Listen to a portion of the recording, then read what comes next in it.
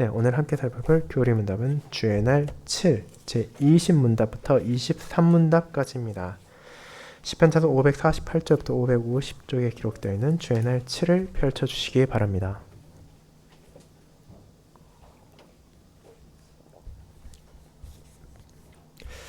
하이네베 교리 문답 주의 날 7을 교독하도록 하겠습니다. 주의 날 7, 제20문. 그렇다면 아담으로 말미암은 모든 사람이 멸망한 것처럼 그리스도에 의해 모든 사람이 구원받습니까? 아닙니다. 오직 참된 믿음으로 그리스도에게 접붙여지고 그리스도의 모든 은덕을 받아들이는 사람들만 구원받습니다. 제21문 참된 믿음이란 무엇입니까? 참된 믿음은 하나님께서 그분의 말씀에서 우리에게 계시하신 모든 것을 내가 진리로 받아들임에 의한 확실한 지식입니다. 동시에 참된 믿음은 하나님께서 오직 그리스도의 공로 때문에 다른 어떤 것도 아닌 은혜로 죄의 용서와 영원한 의와 구원을 다른 사람뿐만 아니라 나에게도 주셨다는 굳건한 확신입니다. 복음으로 이 믿음을 성령께서 내 마음에 일으키십니다. 제22문. 그렇다면 그리스도인들은 무엇을 믿어야만 합니까? 복음 안에 우리에게 약속된 모든 것, 곧 우리의 보편적이고 의심할 바 없는 기독교 신앙의 신조들이 우리에게 요약하여 가르치는 모든 것입니다. 제23문. 이 신조들은 무엇입니까? 나는 전능하신 아버지 하나님, 하늘과 땅의 창조주를 믿습니다. 나는 예수 그리스도, 하나님의 독생자, 우리의 주님을 믿습니다. 그분은 성령으로 잉태되사 동정녀 마리아에게 나시고 본디오 빌라도 치하에서 고난을 받으시고 십자가에 못 박히시고 죽으시고 장사되셨고 음부에 내려가셨습니다. 그분은 사흘 만에 죽은 자로부터 부활하셨으며 하늘에 오르셨고 전능하신 하나님 아버지의 우편에 앉아 계시며 거기로부터 산 자와 죽은 자를 심판하러 오실 것입니다. 나는 성령님을 믿습니다. 나는 거룩한 보편적인 그리스도의 교회와 성도의 교통과 죄의 용서와 몸의 부활과 영원한 생명을 믿습니다. 아멘. 네, 하나님의 말씀을 요약한 또 교리문답에 또 참된 믿음의 고백을 한 후에는 찬송 1장으로 사도신경을 함께 찬양으로 고백한 후 시편 62편 5, 6, 7절을 이어서 부르도록 하겠습니다.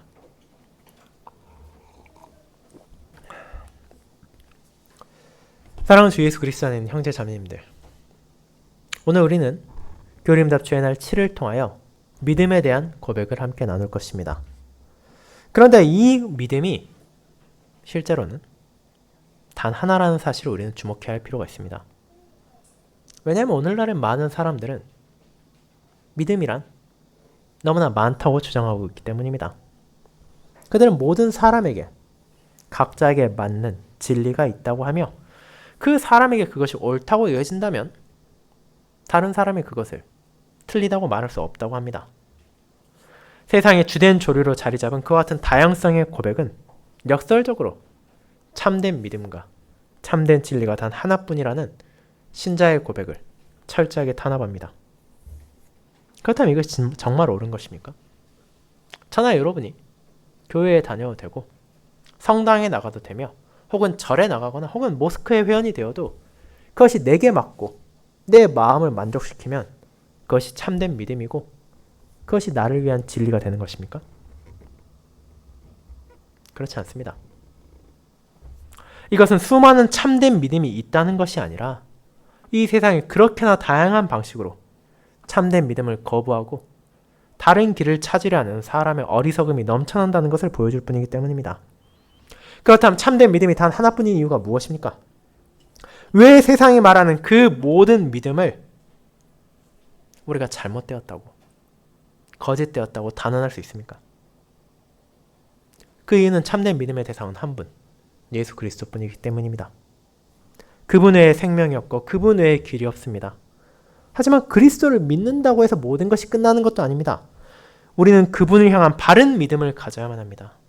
그를 위해 교리문답은 참된 믿음이 대체 무엇인지를 알려주고 그 믿음이 어떻게 우리 안에 심겨질 수 있으며 자라나는지까지도 알려줍니다. 그 모든 것을 통해 성도는 결국 참된 믿음을 가지게 되는 것도 또 그 안에서 자라날 수 있는 것도 오직 하나님의 은혜라는 것을 깨닫게 되며 그분을 향한 감사 안에서 하나님께 영광을 돌리게 되는 것입니다. 오늘로 저는 그와 같은 참된 믿음의 진리에 대해 전하는 주의 날 7일 오직 하나뿐인 참된 믿음이라는 제목으로 나누고자 합니다. 그리고 그 참된 믿음이 그리스도 안에만 있고 확실한 지식과 견고한 확신으로 이루어져 있으며 성령의 사역으로 우리 안에 심겨지고 자라난다는 세 가지 특징을 고백하므로 이 세상에 말하는 수많은 거짓되고 잘못된 믿음의 홍수에 우리가 쓸려 내려가는 것이 아니라 오직 하나뿐인 참된 믿음에 바르게 뿌리를 내리고 그 안에서 함께 자라갈 수 있기를 소망합니다. 저는 이를 그리스도 안에만 있는 참된 믿음, 지식과 확신으로 이루어진 참된 믿음, 성령의 사역으로 자라나는 참된 믿음이라는 세 가지 대지로 나누어서 교리임답 주의 날 7의 내용을 살펴보고자 합니다. 먼저 첫 번째, 그리스도 안에만 있는 참된 믿음에 대해 알아보겠습니다. 형제자매 여러분, 지난 2주간 우리는 주의 날 5와 주의 날 6을 통해서 구원에 대한 놀라운 진리를 깨닫게 되었습니다. 교리임답 제2부인 우리의 구원의 시작을 여는 주의 날 5와 6은 하나님 앞에서 죄를 지었고 그 죄의 값을 치를 수 없는 부족하고 연약한 존재로서 하나님의 공의로운 심판을 기다려야 했던 우리에게 주어진 구원의 길이 있고 또 그 길을 위해 주어진 중보자가 있다는 것을 알려주었기 때문입니다. 그것은 분명 저와 여러분 모두에게 주어진 복음이고 기쁜 소식이었습니다. 그런데 여기서 중요한 점이 무엇이었습니까? 그것은 그 구원의 길도 단 하나뿐이었으며 그 중보자도 오직 한 분뿐이란 사실이었습니다. 하나님의 진리 안에서 우리에게 전해진 구원의 길이 있지만 그 길은 우리 중 누구도 직접 나아갈 수 없는 장애물로 막혀 있었습니다.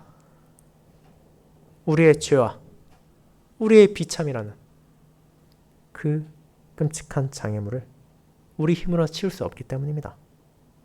그 사실을 너무나 잘 알고 계신 하나님께서는 우리에게 구원의 길을 알려주셨을 뿐 아니라 그 구원의 길을 나아갈 수 있도록 그분께서 직접 은혜를 베푸셨습니다.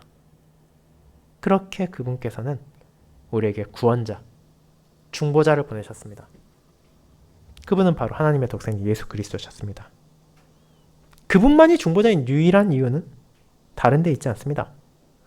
하나님의 온전하고 하나님의 거룩한 기준에 부합하는 중보자는 다른 어떤 존재도 될 수 없기 때문입니다. 하나님의 공의에 따라서 우리가 죄에 대한 형벌을 면하고 그분의 은총을 다시 받기 위해서는 우리의 죄의 값을 먼저 다 갚아야 합니다. 그런데 어떤 사람도 어떤 피조물도 우리를 대신하여 그 값을 치를 수 없기에 하나님께서는 자신의 아들을 이 땅에 보내셨습니다. 그리고 그분께서는 참 사람이시며 동시에 어떤 죄도 없는 의로운 사람이셨습니다. 우리와 동일하게 피와 살을 가진 사람으로 마리아의 태를 통해 태어나셨고 그분의 참 사람됨을 수많은 방식으로 제자들과 백성들 심지어 그분의 대적들까지도 알 수 있게 증거하셨습니다. 그렇게 그분은 사람의 죄에 대한 값을 사람으로 치르기 위한 조건을 충족하신 것입니다.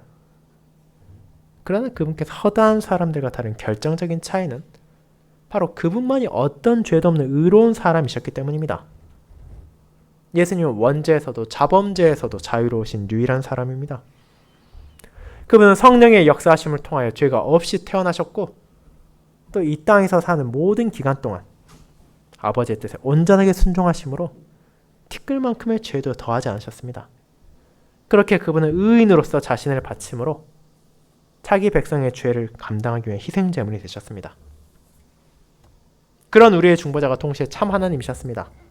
아무리 의로운 사람이 우리를 위해 구속의 길을 나아가려 한다라도 한 사람이 죄에 대한 하나님의 영원한 진노의 무거운 짐을 감히 감당할 수 없기에 하나님께서는 우리의 구원자로 참 하나님, 영원한 독생자를 보내셨습니다.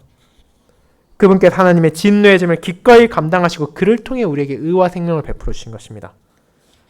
그 놀라운 구원의 진리를 교리임답 제2부인 우리의 구원이 시작함에 알려주었기에 우리는 하나님께서 주신 약속의 성취에 감사하며 이제 그분의 남은 약속들이 이루어질 날들을 소망하고 두려움이 아닌 기쁨과 감사로 매일을 살아갈 수 있게 되었습니다. 이제 그와 같은 고백을 교리문답은 주의 날 7을 통해 또 하나의 유일한 것을 고백하게 합니다. 그것은 다름 아닌 우리의 믿음에 대한 것입니다.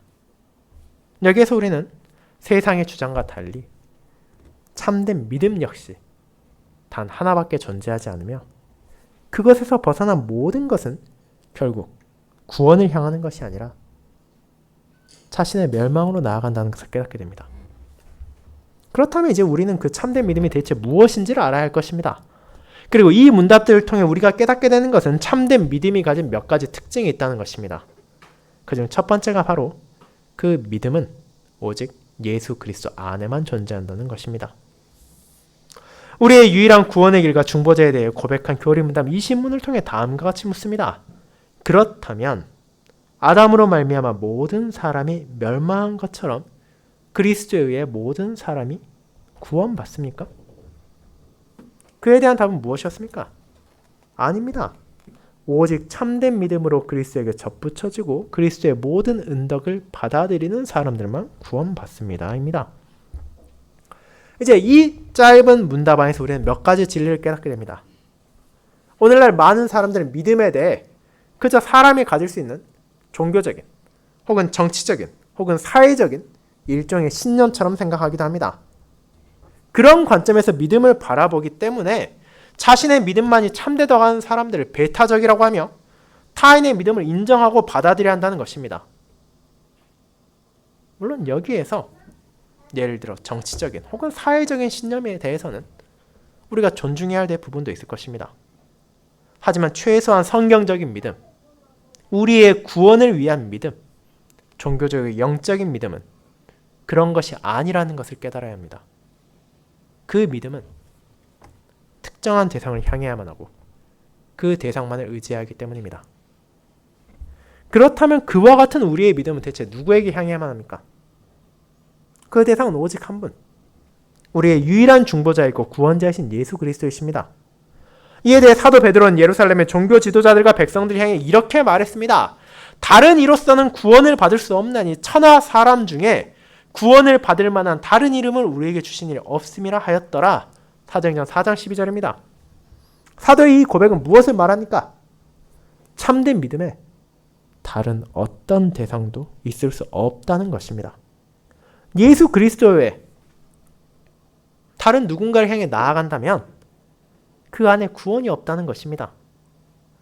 그분이 어떤 분이신지를 바르게 알고 그분의 은혜를 고백하며 그분만을 의지하는 것이 아니라면 우리가 아무리 종교적인 열심을 가지고 이 땅에서 아무리 존경받는 삶을 살아간다 하더라도 그 안에 구원이 없다는 것입니다.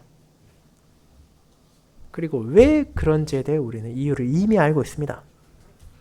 우리의 구원을 위해서는 다른 어떤 조건이 아니라 오직 하나님의 공의를 만족시켜야 하는데 그를 위한 중보자와 구원자는 결국 예수 그리스도 한 분뿐이시기 때문입니다.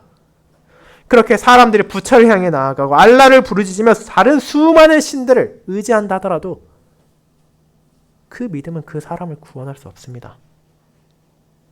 또한 종교를 가지지 않고 그저 이 땅에서 선하게 살고 열심히 살면 충분할 것이라는 무신론자들의 믿음 역시 헛되다는 것을 깨닫게 되는 날이 찾아올 것입니다. 결국 그런 믿음들은 그 사람들에게 복이 아니라 저주를 가져올 뿐입니다. 참된 믿음이 그리스도 안에만 있다는 것, 그리스도만을 향해 한다는 것은 결국 다른 모든 믿음의 길은 잘못되었다는 것을 분명하게 선언하는 것이기 때문입니다. 그와 같은 참된 믿음은 그저 예수님을 구주로 인정하는 것에서 멈추는 것이 아닙니다. 이 믿음으로 신자는 그리스도에게 실제로 접붙여지고 그분께 연합하는 것이기 때문입니다. 이 표현은 요한복음 15장에서 예수님께서 말씀하신 부분을 인용한 것입니다. 가지가 줄기에 연결되어 있을 때만 영양을 공급받고 자라나며 열매를 맺을 수 있는 것을 우리는 알고 있습니다. 간단한 예로 교회 앞에 화단의 꽃들이 이번 폭풍으로 인해 가지가 몇 개 꺾였습니다. 그 꺾인 가지에서 꽃이 피어나고 열매가 맺힐 수 있겠습니까? 그렇지 않습니다. 뿌리에 내리고 줄기에 붙어있는 가지들은 지금도 살아있지만 그 바람에 꺾여서 끊어져 버린 가지들은 다 시들고 이미 죽어버린 부분이 되었습니다. 그리고 마치 그와 같은 관계를 예수님께서는 자신과 신자들 안에서 나타내신 것입니다. 참된 믿음은 신자로 하여금 그 믿음의 대상이며 공급자이신 예수님과 연합하도록 합니다. 그렇기에 우리가 그리스도와 분리된 상태에서도 무언가를 맺을 수 있다는 것, 혹은 내가 살아갈 수 있다고 생각하는 것은 완전히 잘못된 것입니다. 가지가 이미 줄기에서 꺾여 나간 상태에서 지금 잠깐은 나뭇잎의 초록색을 유지하고 잠깐은 꽃이 피어 있을 수 있을지 모르지만 시간이 지나면 그것은 자연스럽게 죽을 수밖에 없기 때문입니다. 그리고 이 연합의 관계는 우리에게 믿음 그 자체가 어떤 것인지도 알려줍니다. 이어지는 제21문답에도 나오고 주의 날 23, 24에서도 고백하는 믿음에 대한 진리는 그것이 구원을 얻기 위해 우리가 바칠 수 있는 대가나 공로가 아니라는 것입니다. 그것은 그리스도의 은덕을 받아들이는 통로입니다. 참된 믿음 그 자체가 우리를 구원하는 것이 아니라 그 믿음의 대상인 그 믿음으로 연합하게 되는 그리스도께서 우리를 구원하시는 것입니다. 그렇게 참된 믿음으로 예수 그리스도만을 바라보고 그분만을 의지할 때 이 믿음은 우리를 확고하게 붙들어줍니다. 그 이유는 다른 데 있지 않습니다. 이 믿음은 우리의 구원이 오직 그리스도 안에만 있다는 것을 분명하게 선언하기 때문입니다. 구원에 대한 우리의 믿음은 나의 열심에 있지 않습니다. 나의 선행, 나의 공로에 의해 변하는 것도 아닙니다. 구원은 오직 그리스도의 온전한 사역에만 의지하는 것입니다. 그리고 그분의 십자가에서의 희생제사가 어떠한 부족함도 없기 때문에 그것을 믿고 의지하는 신자의 구원도 흔들리지 않습니다. 그렇게 이 참된 믿음에 있어 중요한 것은 그 믿음의 대상을 바르게 알아야 한다는 것입니다. 아무리 강한 확신과 열심을 가진다 하더라도 그것들이 그리스도가 아닌 다른 누군가에게 향한다면 그 대상이 교회의 목사가 되었건 교회의 건물이 되었건 혹은 이 세상의 다른 누군가로 향했건 간에 그것은 허망한 믿음이 될 뿐입니다. 그 진리를 잘 알고 있었기에 종교개혁 시의 개혁자들은 오직 그리스도를 그토록 강력하게 외쳤습니다. 신자의 믿음이 향해야 하는 것은 오직 그리스도뿐이기 때문입니다. 그것은 마리아를 포함한 성인들을 향해서도 혹은 교황을 향해서도 혹은 자신의 선행을 향해서도 안 되기 때문입니다. 그리스도만이 우리의 구원자이시며 그분 외에 어떤 중보자도 없다는 것이 주님의 은혜로 회복된 믿음의 진리입니다.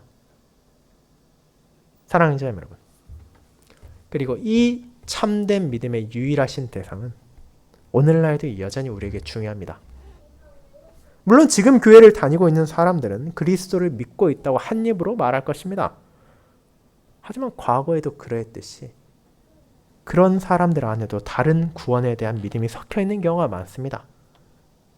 믿음을 성공을 위한 도구라고 생각하는 번영신학을 비롯하여 해방신학, 여성신학과 같이 자신들의 뜻을 앞세우기 위해 믿음을 이용하는 이들이 너무나 많고 그런 이들을 따라도 예수 그리스도를 믿으니 구원을 받을 것이라고 생각하는 신자를 적지 않습니다. 그리고 참된 믿음을 가지고 있다고 말하면서도 한편에서는 세상이 말하는 소위 착한 사람들도 어떻게든 구원을 받을 것이라 생각하는 이들도 있으며 다른 종교들을 배척해서는 그들의 믿음이 거짓이라고 말해서는 안 된다고 여기는 이들도 있습니다. 그러나 우리가 진정 참된 믿음 안에서 그리스도와 연합하게 된다면 그 모든 것들이 잘못되었음을 깨닫게 될 것입니다. 그리스도에게서 떨어져 나간 이들은 살아남을 수 없다는 것을 알게 되며 그리스도 없는 믿음의 결말은 결국 영원한 멸망뿐이라는 것을 그분의 은혜로 깨닫게 되기 때문입니다. 그렇게 우리는 참된 믿음의 유일한 대상만을 바르게 붙들어야 합니다. 우리의 유일한 믿음의 대상은 예수님밖에 없습니다. 나의 경험도, 나의 의로움도, 나의 지식은 물론이거니와 내 바깥에 있는 다른 어떤 대상에도 우리의 믿음이 향해서는 안 됩니다. 참된 믿음은 언제 예수 그리스도께로부터 시작되며 그분 안에서만 살아있으며 그분께만 의지하기 때문입니다. 그렇게 그리스도께 접붙여지는 참된 믿음은 우리에게 추상적인 것이 아니라 확실한 지식과 굳건한 확신으로 구성되어 있다는 것을 우리는 이어서 고백하게 될 것입니다. 그것이 두 번째, 지식과 확신으로 이루어진 참된 믿음입니다. 성도 여러분, 그렇다면 그와 같은 참된 믿음은 대체 어떤 것입니까? 우리는 그 믿음이 오직 그리스도만을 향해야 되고 그분 안에만 있어야 한다는 것은 고백했습니다. 하지만 어떻게 하는 것이 그리스도 안에 있는 참된 믿음인지를 바르게 알기 위해서는 결국 그 믿음이 무엇으로 구성되어 있는지를 알아야 할 필요가 있습니다.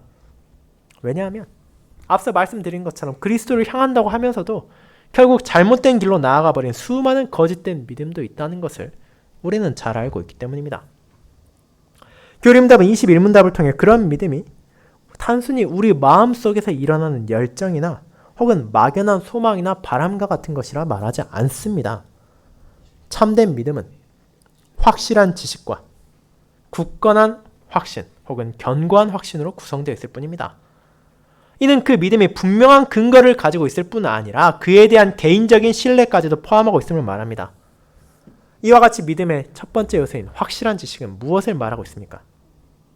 우리는 아무것도 모른 채 소위 말하는 예수 천국 불신 지옥을 외치는 것이 아닙니다. 물론 그 구호 안에 있는 의미를 바르게 이해한다면 그것이 틀리지 않았다는 것을 알 수 있지만 마치 그 구호만 입에 달고 살면 구원을 받을 수 있을 것이라는 생각은 분명 잘못되었기 때문입니다. 우리는 어째서 예수 그리스도를 통해 구원이 주어진지를 알아야 합니다. 어째서 믿지 않는 자들에게 심판이 예정되어 있는지를 바르게 이해해야 합니다. 다르게 말하자면 하나님과 인간의 파탄난 관계, 그리고 그 관계 회복, 그로 인해 주어질 영광이 대체 무엇인지를 알아야 한다는 것입니다.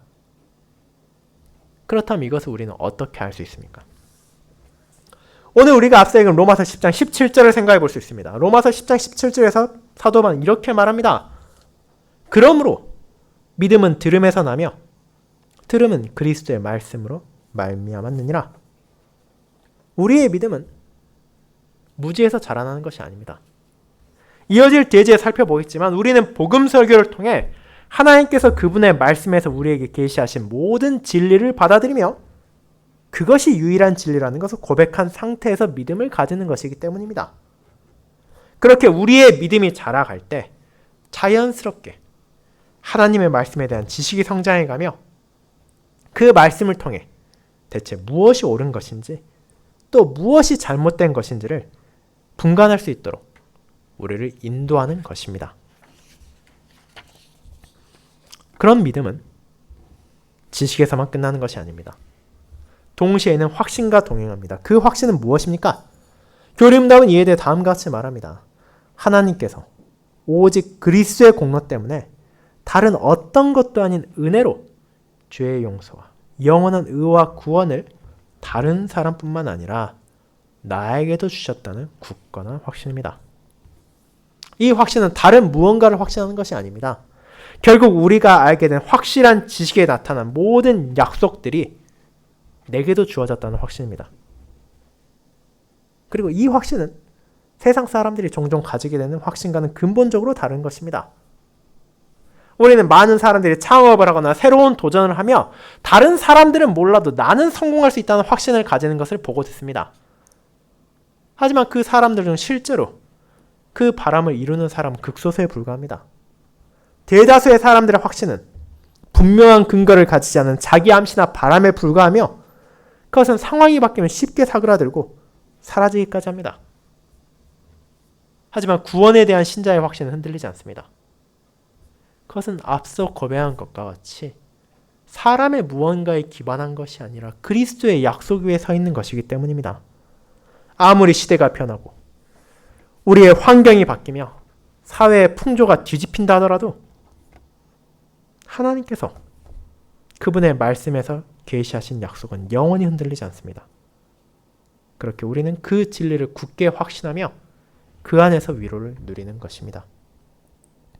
그런데 여기에서 참된 믿음의 두 가지 요소가 중요한 이유가 있습니다. 이 구원에 대한 확실한 지식과 견고한 확신은 각각 분리되어 있는 것이 아니라 서로를 세워가며 서로를 강화하는 역할을 하기 때문입니다.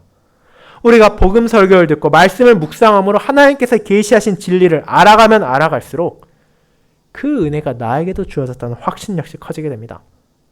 다른 한편으로 우리가 하나님께서 그 놀라운 구원의 은혜를 내게 주셨다는 확신이 자리 잡는다면 당연히 그 은혜의 풍성함에 대해 알고자 하는 갈망 역시 커지게 될 것입니다. 그렇게 믿음에 대한 지식과 믿음에 대한 확신은 선순환을 이루며 계속해서 서로를 자라나게 하는 것입니다. 사랑하는 성도 여러분, 그렇다면 이제 우리의 믿음이 어떠한지 생각해 보도록 합시다. 과연 나의 믿음은 지금 하나님의 말씀에 대한 확실한 지식과 굳건한 확신 위에 서 있는 것입니까? 이 두 가지 요소는 선택적인 것이 아닙니다. 지식만 있어서도 안 되고 확신만 가져도 되는 것도 아닙니다. 참된 믿음은 이 두 요소가 조화를 이루며 함께 자라가는 것이기 때문입니다. 만약 그와 같은 믿음이 우리 안에 있다면 그것은 우리를 진정 겸손하게 만들 것입니다. 왜 그렇습니까? 그 지식도 그 확신도 결국 구원이 은혜로만 주어졌다는 것을 계속해서 강조하기 때문입니다. 그렇게 참된 믿음을 가진 자로서 우리는 주일 교회에서 예배를 드릴 때만이 아니라 우리의 일상의 모든 삶에 있어서까지도 믿음에 따라 살아가야 합니다. 내 삶의 크고 작은 결정을 내릴 때 하나님의 말씀을 따라 결정하고 불안정한 미래에 불확실함을 느끼는 대신 하나님의 약속을 붙듭니다. 믿음의 두 가지 요소가 그와 같이 우리 삶 전체에 평안과 위로를 주며 그 믿음은 우리에게 계속해서 그리스도께 나아가도록 합니다. 그렇게 우리는 이 참된 믿음을 바르게 가지기를 소망하며 그 믿음 안에서 자라가기를 소망합니다. 우리는 복음 안에 약속된 모든 것을 믿으며 그 안에서 자신의 삶을 다스릴 수 있도록 하나님의 은혜를 구하며 그분의 말씀에 따라서 이제 이 믿음을 우리 안에 심으시고 이 믿음을 우리 안에서 자라나게 하시는 성령 하나님의 사역을 바라보게 되는 것입니다. 그것이 세 번째, 성령의 사역으로 자라나는 참된 믿음입니다. 성도 여러분, 그렇다면 이런 참된 믿음이 대체 어떻게 우리 안에 생길 수 있습니까?